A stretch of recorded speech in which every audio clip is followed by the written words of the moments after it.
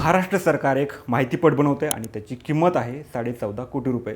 हो, तुम्ही बरोबर ऐकलं. नेमका काय आहे हा प्रकार सांगतो, मात्र त्याआधी थोडक्यातला फॉलो करा, कारण अशा महत्त्वाच्या बातम्या तुम्हाला फक्त इथंच पाहायला मिळतील. कोकणातील रत्नागिरी भागात असलेल्या कातळ शिल्पांवर म्हणजेच पेट्रोग्लिफ्सवर माहितीपट बनवण्यासाठी पर्यटन आणि सांस्कृतिक विभागानं तब्बल 14,50,00,000 रुपयांचा सरकारी तिजोरीवर डल्ला मारणारा निर्णय घेतलाय.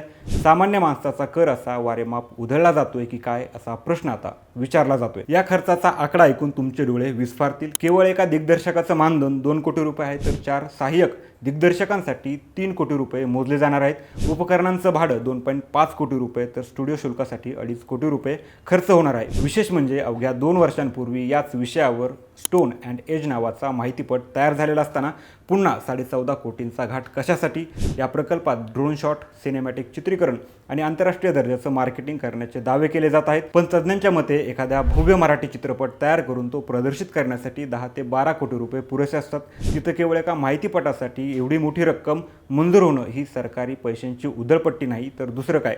जागतिक वारसा जपणं महत्त्वाचं आहेच, पण त्यासाठी अशा प्रकारे कोट्यावधींची खैरात वाटणं कितपत योग्य आहे? तुमचं मत कमेंटमध्ये नक्की सांगा आणि अशा महत्त्वाच्या अपडेटसाठी थोडक्यातला फॉलो करा. बातमी म्हणजे थोडक्यात.